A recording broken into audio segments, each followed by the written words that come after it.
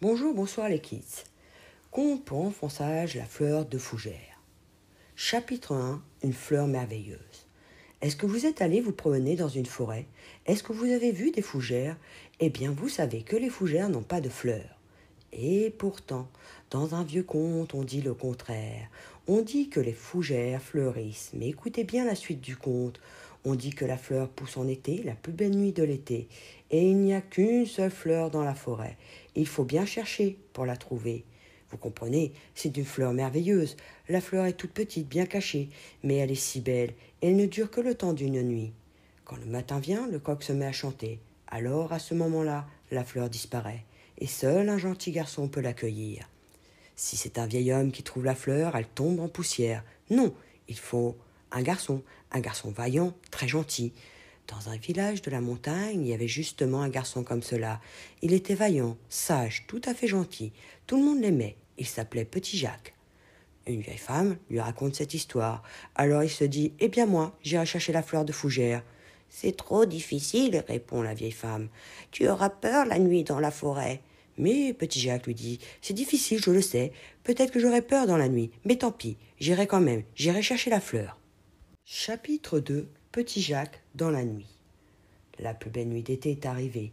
Vous savez, pendant cette nuit, les fougères vont donner leurs fleurs, et il n'y aura qu'une seule fougère dans toute la forêt. Qui ira cueillir la fleur merveilleuse? Petit Jacques a pris son plus beau costume. Il est parti dans la nuit. D'abord, il n'a pas peur. Il connaît bien la forêt. Il y est souvent passé avec son papa pour couper du bois ou pour se promener. Mais qu'est-ce qui se passe? Petit Jean commence par se perdre. Il ne sait plus où il est. Et puis, il y a partout de petites lumières, on dirait de petits yeux méchants. Et puis un arbre tombe dans le chemin juste devant Petit Jacques. Le cœur de Petit Jacques bat très fort. Tant pis, Petit Jacques avance. Et il marche longtemps, longtemps. Il cherche partout, à droite, à gauche. Où est donc la fleur merveilleuse? Dans la nuit, on entend un cri. Est-ce que c'est un hibou? Est-ce que c'est un loup? Le cœur de Petit Jacques s'arrête presque. Et tout à coup, au milieu d'une touffe de fougères, une fleur qui brille. Elle brille comme le diamant d'une bague. Petit Jacques tend la main. Il va l'accueillir. Juste à ce moment-là, un coq se met à chanter. Le matin est venu. Petit Jacques n'a pas eu le temps de saisir la fleur. Déjà, elle a disparu. Alors le pauvre garçon revient tristement chez lui. Mais il a fait une promesse. Je reviendrai l'an prochain. Chapitre 3. La fleur parle. Les jours passent, l'hiver apporte la neige, puis le printemps ramène les oiseaux, et de nouveau l'été commence. Et c'est la belle nuit, la nuit extraordinaire, c'est cette nuit que la fleur va pousser. Petit Jacques s'est habillé très proprement. Le soir venu, il part dans la forêt. Toute la nuit, il cherche, il cherche. Ah, le vaillant garçon, il n'a peur de rien. Des yeux méchants le regardent, des bêtes hurlent, des arbres tombent. Enfin, il trouve la fleur. Cette fois, il la touche, il la tient dans ses mains. Quelle joie! Mais juste à ce moment, un coq chante, le jour se lève. Petit Jacques n'a plus rien entre les doigts. La fleur merveilleuse a encore disparu. Et le petit Jacques revient chez lui. Mais il a fait la même promesse. Je reviendrai encore l'été prochain. Les jours passent. Un hiver vient avec sa neige, un printemps avec ses oiseaux. Et c'est l'été. Enfin, voici la belle nuit, la douce nuit que Jacques attendait. Cette nuit encore, il repart, vêtu de ses habits neufs. Toute la nuit, il cherche le vaillant garçon. Parfois, il a peur, mais il continue à chercher. Et à la fin de la nuit, il la trouve, la fleur merveilleuse. Cette fois, il la tient, il la regarde un moment. Oh, comme elle est belle! Puis, il la met sous sa chemise, tout contre son cœur. Alors, il entend une voix. Celui qui possède cette fleur sera heureux. Il sera riche comme un roi. Chapitre 4. Petit Jacques devient un prince. Petit Jacques a mis la fleur merveilleuse tout contre son cœur. Et il se produit encore une chose extraordinaire. Doucement, la fleur enfonce des racines dans la poitrine de Petit Jacques. Il revient chez lui en chantant et en gambadant sur le chemin. La voix répète « Toutes les richesses du monde sont à toi, Petit Jacques. Demande ce que tu veux. » Il réfléchit. « Mais qu'est-ce que je vais demander ?» Il réfléchit encore. « Eh bien, je voudrais être un prince. » Il vient à peine de terminer ces mots qu'une grande lumière se produit. Jacques en a mal aux yeux. Et quand il les ouvre, qu'est-ce qu'il voit?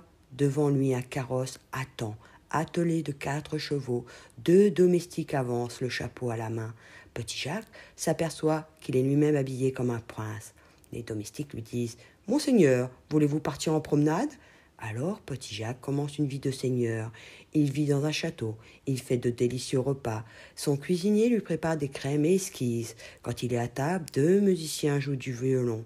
Ils jouent uniquement pour lui. Mais un jour, Petit Jacques pense à ses bons parents. Il les avait un peu oubliés. Où sont-ils, eux? Bien sûr, ils sont restés dans leur village. Ils doivent tellement s'ennuyer sans leur garçon.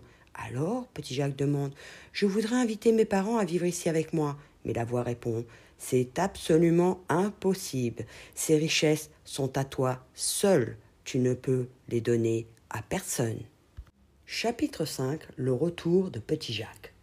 Petit Jacques ne pourra revoir ses parents. Naturellement, il en a beaucoup de peine. De grosses larmes ont coulé sur ses habits brodés d'or. Alors il essaye d'oublier son papa, sa maman. Il porte des habits de plus en plus beaux. Il va à la chasse tous les jours. Il tue des loups et des sangliers. Tout le monde dit « Quel vaillant jeune homme !» Mais il pense toujours à ses parents. Alors un jour, il part en carrosse jusqu'à son village. Il s'arrête devant sa maison. Mais son chien ne le reconnaît pas et se met à aboyer. Sa maman sort sur la porte.